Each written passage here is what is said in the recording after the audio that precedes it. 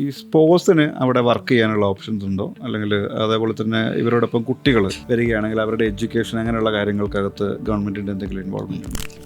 തീർച്ചയായിട്ടും ഡെൻമാർക്കിനെ കുറിച്ച് പറയുകയാണെങ്കിൽ ഞാൻ മുമ്പേ സൂചിപ്പിച്ചതുപോലെ തന്നെ 80% ആൾക്കാർക്കും ഇംഗ്ലീഷ് ലാംഗ്വേജ് മനസ്സിലാകുന്ന ഒരു കൺട്രി എന്നുള്ള നിലയ്ക്ക് തീർച്ചയായിട്ടും സ്പൗസിന് ഏതെങ്കിലുമൊക്കെ സ്ഥലത്തിൽ ജോലി നേടാൻ പറ്റുന്നതാണ്. അവർക്ക് ഫുൾ ടൈം ജോലി തന്നെ നേടാം. കാരണം നമ്മളൊരു റെസിഡൻഷിപ്പ് പ്രോഗ്രാമിൽ വന്നിരിക്കുന്നത് കൊണ്ടും ഇപ്പം ഇവരുടെ ഇപ്പോൾ ഒരു ഹസ്ബൻഡ് ആണെങ്കിൽ വൈഫ് ഒരു രജിസ്റ്റേർഡ് നേഴ്സ് ആകാൻ പോകുന്നത് കൊണ്ടും ഒരു സ്പോൺസർഷിപ്പ് വിസ നേടിയെടുക്കണം എന്നുള്ള ആവശ്യമില്ല. അതുകൊണ്ട് തന്നെ ഇവർക്ക് വേണമെങ്കിൽ റെസ്റ്റോറൻറ്റുകളിലോ അല്ലെങ്കിൽ സൂപ്പർ മാർക്കറ്റുകളിലോ വെയർ ഹൗസുകളിലോ ഇങ്ങനെ ഏത് സ്ഥലത്ത് വേണമെങ്കിലും അവർക്കൊരു ജോലി നേടാൻ സാധിക്കുന്നതാണ്.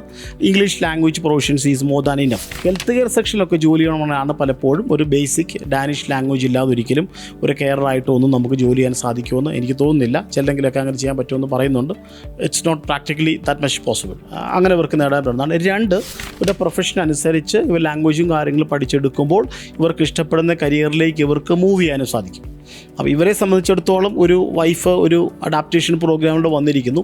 വൈഫിനെ സപ്പോർട്ട് ചെയ്യാനുള്ള നീറ്റ്ലി ഇൻകം ഡെഫിനറ്റ്ലി അവർക്ക് കിട്ടും. ഇനി കുട്ടികളുടെ കാര്യത്തിലേക്ക് വരികയാണെങ്കിൽ 6 മാസങ്ങൾക്ക് ശേഷം അല്ലെങ്കിൽ 6 മാസത്തിൽ മുകളിൽ പ്രായമുള്ള കുഞ്ഞുങ്ങളെ നമുക്ക് ഡേ കെയറിൽ മറ്റും ആക്കാൻ സാധിക്കുന്ന ഒരു സിസ്റ്റം ഡെൻമാർക്കിലുണ്ട്. നമുക്കറിയാവുന്ന യൂറോപ്പിലെ പല രാജ്യങ്ങളിലും child care issues it's very complicated ആണ്.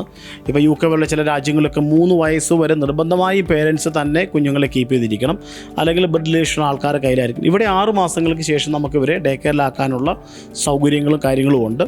ഇനി ഇവരുടെ വിദ്യാഭ്യാസത്തിൻ്റെ കാര്യത്തിലേക്ക് വരികയാണെങ്കിൽ ഇവർക്ക് ഡാനിഷ് ലാംഗ്വേജിലുള്ള അല്ലെങ്കിൽ അവിടുത്തെ പബ്ലിക് സ്റ്റഡീസ് എന്ന് പറയുന്നത് കംപ്ലീറ്റ്ലി ഫ്രീ ആണ്. മെഡിക്കലും ഒക്കെ ഇവർക്ക് ഫ്രീ ആണ്. അപ്പം കുഞ്ഞുങ്ങളെ കൊണ്ട് വരുന്ന ഒരാളെ സംബന്ധിച്ചിടത്തോളം അത്ര റിസ്ക് ഇതിനകത്ത് അതുകൊണ്ട് തന്നെ ഫാമിലിയായിട്ട് മൈഗ്രേറ്റിൽ വരുന്നില്ല.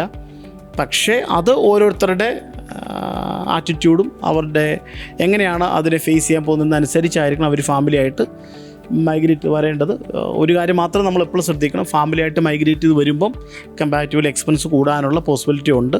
അപ്പോൾ ഹസ്ബൻഡും വൈഫും അതുപോലെ ആക്റ്റീവായിട്ട് നിൽക്കുന്നവരും ഹാർഡ് വർക്ക് ചെയ്യുന്ന ഒരു ജോലി ഒന്നുമാണെങ്കിൽ വളരെ ഈസി ആയിട്ട് ഇവർക്ക് ഈ സിറ്റുവേഷൻസും കാര്യങ്ങളും ഹാൻഡിൽ ചെയ്യാൻ പറ്റുന്നതേ ഉള്ളൂ.